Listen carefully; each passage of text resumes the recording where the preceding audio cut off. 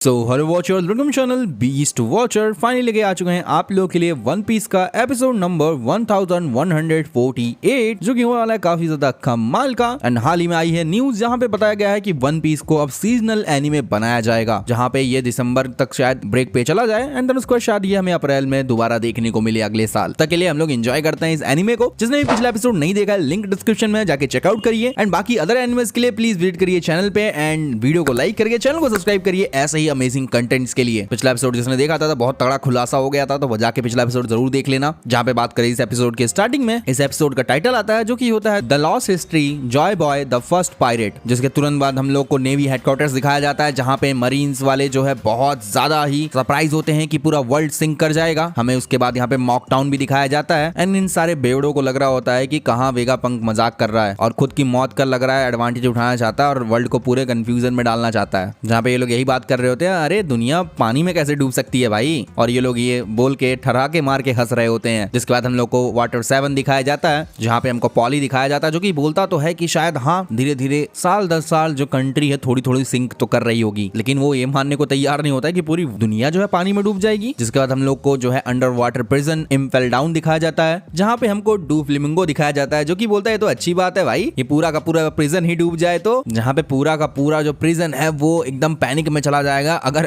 कल ही हम लोग को जो है 1 मीटर भी पानी ऊपर देखने को मिले तो। लेकिन कितना मीटर होगा कि पूरी दुनिया डूब जाए। जहाँ पे आगे बोलता है हंसते हुए कि भाई 5 मीटर तो कई सारी सिटीज को डुबो ही देगा। जहाँ पे वो अपने सामने बैठे जेलर से कहता है अरे हम लोग को यहाँ से निकलना नहीं चाहिए फिर। जिसके बाद हम लोग को फिशमैन आइलैंड दिखाया जाता है, जहाँ पे हमको जो है प्रिंसेस शियारा होशी दिखाई जाती है जो कि अपने बाप से पूछ रही होती है कि आप इसके बारे में क्या सोचते हैं पिताजी, जहाँ पे वो भी कुछ ऐसा ही सोच रहा होता है। फाइनली इसके बाद फिर से हम लोग पहुंचते हैं एगहेड आइलैंड पे, जहाँ पे अपना हुंड बोल रहा होता है कि इतना बड़ा साइंटिस्ट जब ऐसी बातें करेगा तो पूरी दुनिया ही केओस में चली जाएगी, ये कैसा नॉनसेंस चल रहा है वेगापंक। जिसके बाद हम लोग को उसके बाद अपना जो है फिनिक्स बर्ड मार्स दिखाया जाता है जो कि बहुत ज्यादा गुस्से में होता है और बोलता है कि ट्रांसपोंडर स्नेल को तोड़ दो जल्दी से। और वो आगे बोलता है कि जितने भी लाइफ फॉर्म्स हैं जिसको तुम लोग सुन पा रहे हो सबको डिस्ट्रॉय कर दो, बाकी बातें तो दूसरे नंबर पे हैं, पहले ये काम करो। जहाँ पे बाकी एल्डर्स भी ये सारी बातें सुन चुके होते हैं अपने मार्स की, तो फाइनली वो अपने सामने खड़े हुए स्ट्रॉ हैट्स की बैंड बजाने वाले होते हैं, जहाँ पे अपना लूफी अभी भी जो है वॉल्करी से भिड़ रहा होता है और उसके मजे ले रहा होता है। जहाँ पे हमें यॉर्क दिखाई जाती है जो कि अभी भी ढूंढ रही होती है ट्रांसपॉन्डर को। जिसके बाद फिर से हम लोग को वेगापंक का ब्रॉडकास्ट दिखाया जाता है, जहाँ पे वो कुछ तो जो है अपने डाटा को चेक कर रहा होता है, जहाँ पे उसके सेंसर जो लगाए गए हैं उसके कैलकुलेशन के अकॉर्डिंग और जब वो वीडियो बना रहा है उसके अकॉर्डिंग, जहाँ पे एक अनयूजुअल अर्थक्वेक आएगा जो कि पूरी दुनिया को हिला के रख देने वाला है। जहाँ पे कुछ लोग पूछ रहे होते हैं क्या ये आज होगा, लेकिन वेगापंक तो मर चुका है ना अब तक। दिन आगे वेगापंक बोलता है कि जिसके रिजल्ट में यहाँ पे जो पूरी दुनिया का सी लेवल है वो लगभग 1 मीटर बढ़ जाने वाला है और कुछ आइलैंड तो ऐसे ही डूब जाने वाले हैं। जो बीचेस हैं अराउंड द वर्ल्ड वो तो गायब ही हो जाएंगे, और अगर ऐसा नहीं होता है तो जो आगे मैं बताने वाला हूँ उन सब चीजों को भी इग्नोर कर देना। लेकिन हाँ अगर ये होता है तो मेरी बातों को एकदम नजदीकी से गौर रख कर सुनो कि मैं क्या बोलने जा रहा हूँ। एंड जो ये अर्थक्वेक आएगा तुम इसे नेचुरल फिनोमेना मत मानना, जहाँ पे अपना सैटर्न जो है आग बबूला ही हो रहा होता है वेगापंक की बातों को सुन के, जहाँ पे नामी अपनी पावर को यूज करती है, उस पर अटैक करती है जूस की। जिसके बाद ब्रॉक भी उसके ऊपर अटैक कर देता है एंड उसके बाद अपनी लिलिथ भी आ जाती है बबल गन लेके उस पर अटैक करने के लिए एंड उसके बाद उस अपनी गुलेर से उसका सर ही फोड़ देता है। लेकिन हाँ यहाँ पे सैटर्न जो है और अपनी पावर को यूज करता है, इन लोग पे भारी भरकम अटैक कर रहा होता है, जहाँ पे अपना चॉपर अभी भी जो है रॉबिन को बचा रहा होता है। एंड वेगापंक की बातों को सुन के भाई साहब सैटर्न तो पगला ही रहा होता है और क्या ही अटैक कर देता है इन लोगों के ऊपर से। जिसके बाद यहाँ पे अपनी जो रॉबिन होती है वो अपने पावर्स को यूज करके इन सभी को गिरने से तो बचा लेती है, लेकिन सैटर्न अभी भी इन लोग को अपने रास्ते से हटने के लिए कह रहा होता है, जहाँ पे वो जल्दी में इनके ऊपर से ही निकल जाता है आगे। जहाँ पे वो आगे जाके पूछता है कि मार्स तुमने पावर प्लांट को चेक किया है क्या। जिसके बाद सैटर्न वहाँ पे घुस जाता है और यहाँ पे वेगापंक बोल रहा होता है भाई हमेशा से मैंने तो पीस के लिए ही विश किया है, लेकिन ये मेरा पहला पाप है। मैंने अनलिमिटेड एनर्जी के बारे में सोचा जो कि मेरी एक चाहत थी इस दुनिया को और ज्यादा प्रोग्रेस करने की, इस वर्ल्ड को और ज्यादा प्रोग्रेसिव बनाने की। एंड दूसरी तरफ वहाँ पे सैटर्न जो है पावर प्लांट के मेन कोर तक शायद घुस चुका होता है, जहाँ पे उसे मदर फ्लेम देखने को मिलती है। एंड उसके बाद सैटर्न जो है अपने नॉर्मल फॉर्म में आ जाता है एंड आगे बढ़ के वो एक रखे हुए स्नेल को तोड़ देता है, लेकिन हाँ वो भी जो है ट्रांसपॉन्डर नहीं होता है। जहाँ पे दूसरी तरफ मार्कस भी लैब्स की तरफ बढ़ रहा होता है और चलते चलते सारे स्नेल्स को तोड़ता हुआ जा रहा होता है। जहाँ पे दूसरी तरफ जो मरीन्स होते हैं वो जायंट मॉन्स्टर को हरा नहीं पा रहे होते हैं, उसको रोक नहीं पा रहे होते हैं। एंड दूसरी तरफ वेगापंक की आवाज आती है कि वो बताएगा कि आगे वर्ल्ड में होने क्या वाला है। दूसरी तरफ हमारा जो लूफी होता है घूमते घूमते थक गया होता है, जिसके बाद वो ब्रॉगी और लोकी के साथ भागने लग जाता है। जिसके बाद वेगापंक बोलता है ये बात होगी जब 800 और 900 साल हुए होंगे। स्टार्टिंग स्टार्टिंग के मतलब हाँ ईयर 900 800 चल रहा होगा। तो उस टाइम पे एक वॉइड हुआ करता था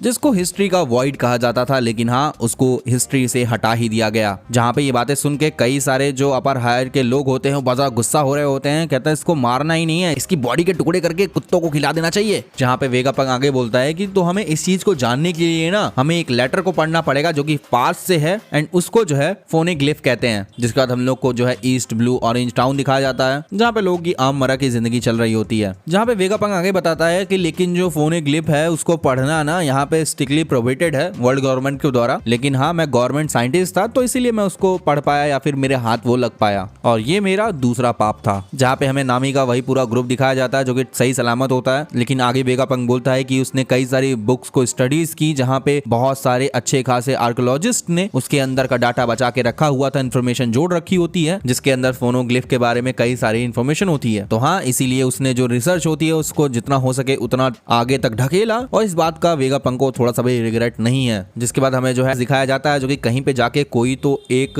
चीज को ओपन कर देता है। जिसके बाद वेगापंक आगे बोलता है इन सब चीजों को करने के बाद भी उसे सिर्फ इनकम्प्लीट स्टोरी ही पता चल पाई सेंचुरीज के बारे में। तो हाँ मैं ये जो खाली चीजें हैं मतलब जो कंप्लीट स्टोरी नहीं है जिसमें खाली खाली पार्ट्स हैं इसको मैं अपने आप से नहीं भरने वाला, ये मैं तुम लोगों पे छोड़ता हूँ। तो जो फैक्ट है वही मैं तुमको बताऊंगा। दूसरी तरफ अपना जो वॉल्करी होता है वो बहुत जल्दी से तेजी से भाग के अपने लूफी और लोकी के पास आ रहा होता है जहाँ पे वो लोग जल के मरने ही वाले हैं। लेकिन हाँ लूफी कहता है चलो ठीक है मैं उसको जाके एक बार और मार के आता हूँ। जहाँ पे लूफी जो है अपना उड़ता हुआ जाता है। जिसके बाद वेगापंक बोलता है जो ये स्टोरी है ना इसका जो लीड कैरेक्टर है ना जो कि 9 साल पहले पैदा हुआ था और बहुत ही ज्यादा एडवांस किंगडम के अंदर बोला जाता है कि वो अपनी जो इलास्टिक बॉडी है उससे फाइट किया करता था जैसे कि जो अपना नीका द सन गॉड है माइथोलॉजीज के अंदर वैसे ही, और उसका नाम था जॉय बॉय। यहीं दूसरी तरफ हमें दिखाया जाता है कि लूफी जो है अपने हाथ को तैयार करता है और उसको बहुत ज्यादा जाइंट बना के वॉल्करी के मुंह पे मारता है, लेकिन हाँ वॉल्करी तो जल रहा होता है तो अपने लूफी का हाथ भी जलने लग जाता है। जहाँ पे अपने ब्रॉगी और लॉकी हंसी रहे होते भाई तू कुछ सीख भी लिया कर, ऐसे ही मस्ती करता रहता है हमेशा। जहाँ पे वेगापंक आगे बोलता है कि वो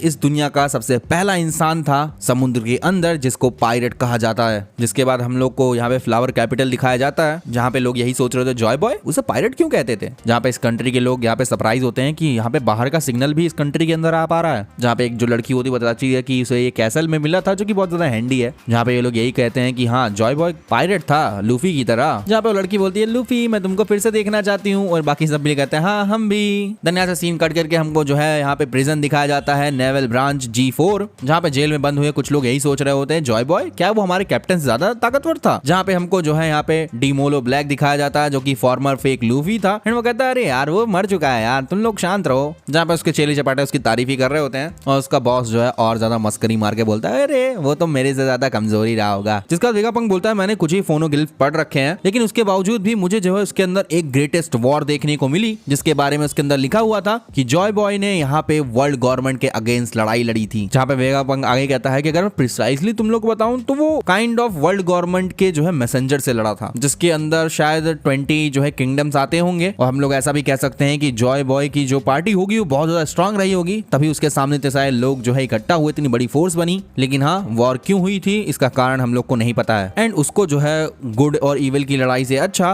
क्लैश ऑफ आइडियोलॉजीज भी कहा जा सकता है। जिसके बाद हम लोग को जू दिखाया जाता है न्यू वर्ल्ड एंड वेगापंक बोल भी रहा होता है कि जैसा उसने बताया कि जॉय बॉय जहाँ पे पैदा हुआ था उस किंगडम में वो बहुत ही ज्यादा एडवांस था अब से 9 साल पहले के मुताबिक। जहाँ पे अपना जू जो न्यू वर्ल्ड के लोग होते हैं वो लोग भी जॉय बॉय के बारे में सुन रहे होते हैं एंड वो लोग कहीं ना कहीं अंदाजा लगा रहे होते हैं कि जॉय बॉय का कहीं ना कहीं रिलेशन जो है जुनीशा से हो सकता है। वेगापंक आगे बताता है कि यहाँ पे वैसा वेपन हुआ करता था जो कि आज के साइंस के हिसाब से बहुत ही ज्यादा एडवांस था। जहाँ पे आगे वेगापंक बोलता है कि वो तो मेरे जैसे जीनियस साइंटिस्ट के भी बस की बात नहीं थी इस टाइप की टेक्नोलॉजीज या साइंस एंड जो प्रॉब्लम थी यहीं पर थी। जिसके बाद हम लोग यहाँ पे सीन कट करके यहाँ पे पहुंचते हैं अपने नामी की गैंग के पास जहाँ पे ब्रोक बोल रहा होता है यार जिनबे कहाँ है जोरो कहाँ है। जहाँ पे नामी देखती है कि जो यहाँ पे क्लाउड होती है वो एक्सटेंड हो रही होती है। जहाँ पे ब्रोक बताता है शायद ये एडिसन का काम हो सकता है जब उसने बोला था कि वो हमारी मदद करने वाला है क्योंकि हाँ अगर किसी तरह जो क्लाउड है वो स्ट्रेच कर जाएगा फैल जाएगा तो हम लोग सी तक डायरेक्टली पहुंच सकते हैं। जहाँ पे नामी कहती है तो हम लोग तो अब तो भाग निकल सकते हैं ना। लेकिन लिलिथ जो है एडिसन के बारे में सोच रही होती है। जहाँ पे जो एडिशन होता है वो एकदम जख्मी हालत में कहता है कि स्ट्रॉ हेड्स तुम लोग निकल जाओ यहाँ से एंड इसी के साथ साथ ये एपिसोड यहीं पे एंड हो जाता है। सो गाइस यही था एपिसोड। आप बताना आपको ये कैसा लगा कमेंट सेक्शन में। एंड हाँ गाइस वन पंच मैन नहीं देखा है उसका एपिसोड 4 हमने अपलोड कर दिया चैनल पे है जाके देख लो। साथ ही में MHA और जो गाचा गुता उसके भी एपिसोड डल चुके हैं तो जाके जाके आप वो भी देख सकते हो। बाकी यहाँ गाइस हम लोग मिलते हैं नेक्स्ट वीडियो में, तब तक के लिए बी द वॉचर।